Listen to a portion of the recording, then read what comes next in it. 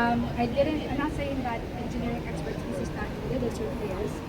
It is very important, but my experience with it is that it just changed my ability to participate in building in the first place. Then the second part of that is when I was building the product itself, it taught me another lesson that although families would primarily come in to store recipes to start, they actually started inviting relatives and other people behind the food and just collaborating around the memories of the dishes. So I began to realize that I wasn't actually building for a broad category of like recipe, of people who love recipes specifically. There's often one person in the family who one day they'll reach a point and realize that they're actually the keeper of the memories of the family. And what hasn't worked out well is just assuming that because there's an emotional reason for coming to here at the table, people will automatically know where to begin. So when I built the platform, there was a lot of capabilities that we put into a lot of features that I built into it.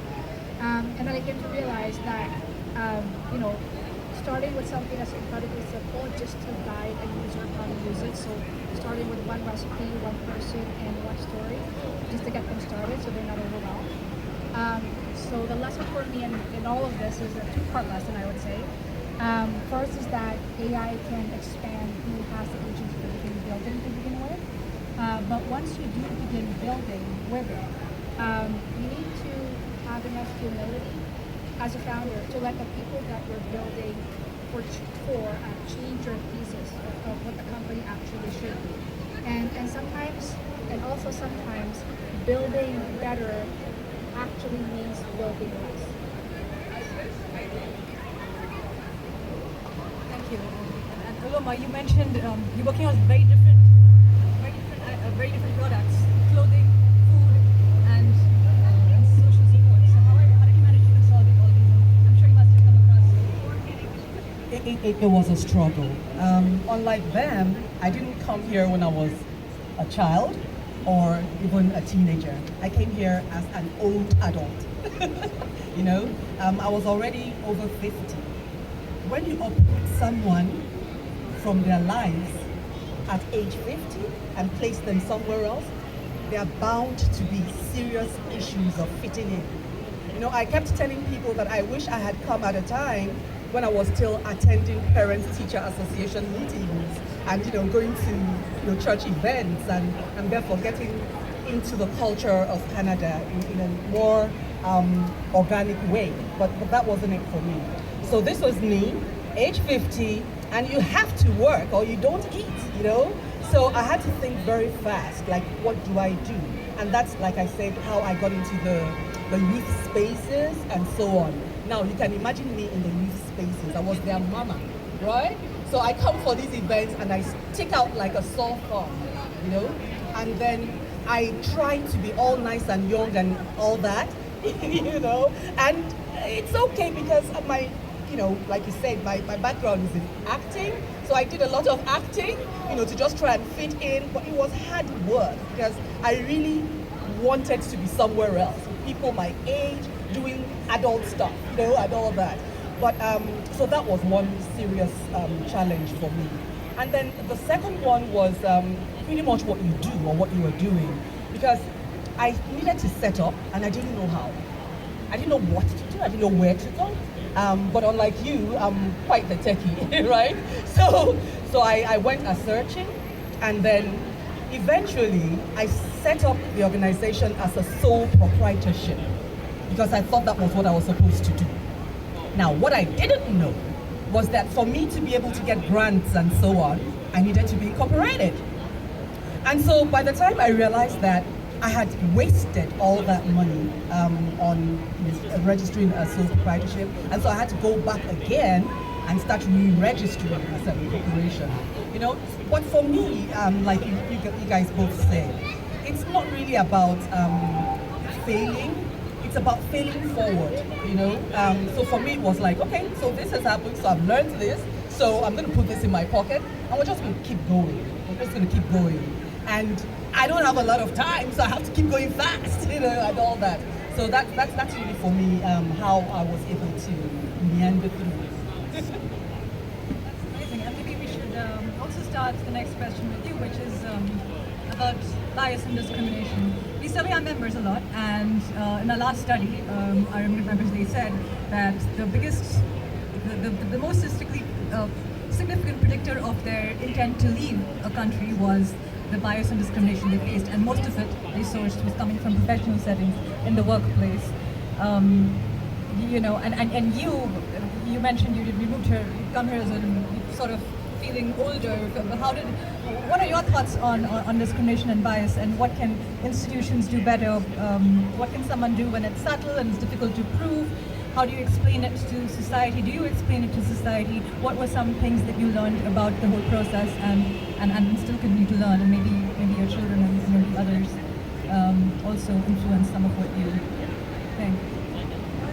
I can't really answer to that as much as I think they would be able to, because I never really quite got into the workforce. I never got into the corporate space, at least not as a worker, really more like a consultant, a trainer, and all that. So I really didn't have those experiences. But from what I hear, I can tell you that the difficulties are not necessarily because there is a discrimination per se, in terms of, at least in terms of the color of your skin, if you know what I mean. It's really, I think, and please correct me if I'm wrong, it's really more a case of, I'll take it all the way back. I remember the very first time I came into Canada, my first impression was, oh my goodness, these guys are so much better than the Americans. Because what you get when you get into the US is a certain aggressiveness. There's just a certain thing, and I kind of got used to that because I kind of visit the US quite often. But when we came into Canada, oh my goodness, right from the airport, I thought it was like the friendliest place I'd ever seen and been at, and that stayed with me. So I never had any less expectations of anybody. And so I never really reacted any other way, except, I love you guys, you're friendly. So that has been my way. I haven't really felt any discrimination. What I referred to was the fact that I was working with young communities, right? And because they were young and I was so much older, it was just a bit difficult to fit into, first of all, their line of thinking, and then their line of conversations, and so on. I tried, like I said, I acted the part and all that, but it was just a bit difficult to do that. But it wasn't because it was discrimination. That's amazing, thank you. And yeah, I guess everyone has different opinions, and I find that I find myself needing to want the US and the both sides, because I spent the most formative years when I was 18 probably there, and they say that when you spend the place where you spend the most formative years, 18 or so, you kind of get influenced by those values, and you don't appreciate it then, but later on you're like, wow, they're so much more frank, so much more friendly, so much more extroverted. But it's not one is better or the other, it's just different. Well, Evangeline, what's your...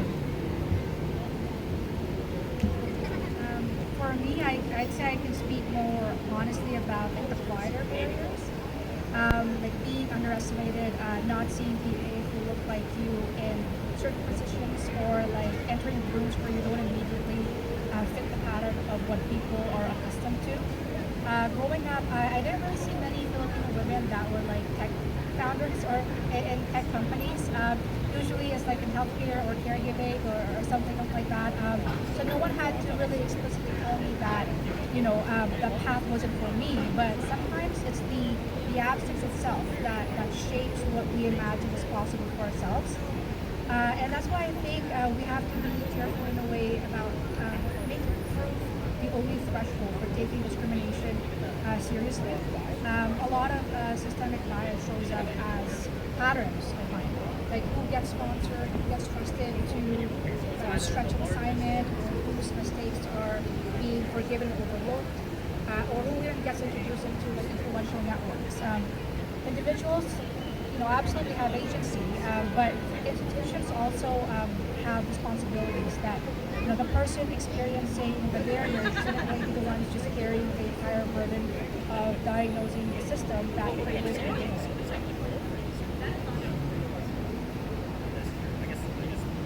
I can talk about this for a very long time. because I'm also a hiring manager. I manage a lab, and I hire a lot, practically every year for the past 10 years. I've been hiring, and most of my team are immigrants. Now, I I did say I'm from Jamaica. I grew up seeing people who look like me succeeding, right? I also lived in the US when I was a teenager. And I think with those two, it built me a little different. Because one, I am pretty confident. Two, I'm also pretty straightforward. So moving here, I had to learn that racism wasn't as in your face. Like, you know, in the United States, it screams. In Canada, it whispers. So joining the workforce, I feel if you are going in to be interviewed for a position, everything starts at the door, right? Personally speaking, you're reading my confidence from the door. And I already feel like if you pulled my resume out of the hundreds that you received and you're pulling me in for an interview, the only thing that I'm there for is to, one, prove that I'm a real person, two, show you my personality, and three, to just reaffirm that the things that are on my resume are truthful and correct. Now, in that whole personality conversation, I am presenting you with the same person that you're going to get when you hire me. Because, you know, there are a lot of times where people do the switch up. But I'm also, like I said, a very honest, very confident human. I do remember looking at my bosses when they asked me when I could start and tell them things like I could have started 2 weeks ago if you had called me earlier. I am that kind of person.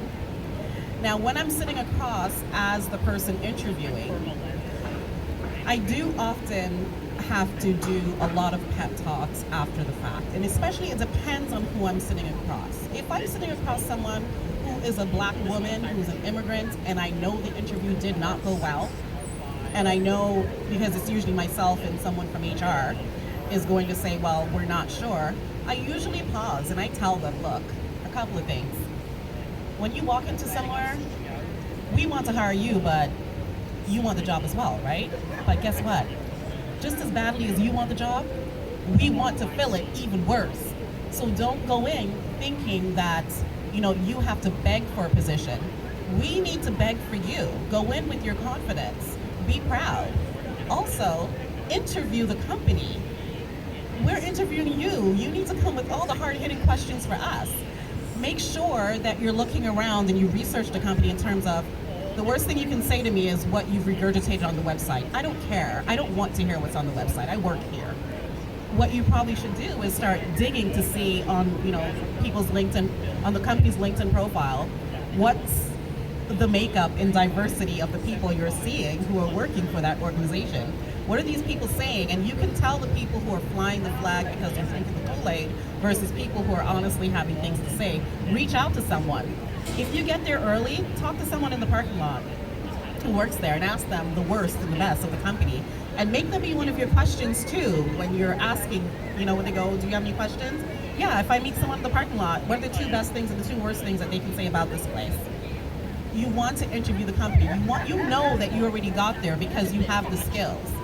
And, you know, you might be confident when you're at home and confident when, you know, you're around your friends. Bring that same sense of confidence, because the last thing that will happen is they will hire you possibly and they will think that you're desperate and they'll start treating you like you're desperate. And we all didn't just fall from the sky. We have families, and no matter what, if we have good friends and families, we can always find someone to lean on. If you need to sleep on someone's couch for a week, you need to sleep on someone's couch on the week. But these people who hired you don't need to know that. They need to know that I'm great, you need me here, act like it. It's not the other way around. And when I tell you I am a ball of confidence where I work, they're sick of me. And somehow, I've been there for almost 20 years. I looked the CEO dead in his face yesterday, and before I started my conversation, I'm like, yeah, so you know I'm great, right? So let me tell you how I'm better. Let's talk. And he just had to agree, yeah, you're great. What else is he gonna say to me? No, you're not. I'm gonna say, okay, so you're gonna fire me? And he's gonna say, no, I'm not. So admit that I'm great. Make them know who you are, because we all know who we are. We just need to flex our muscles a little bit more.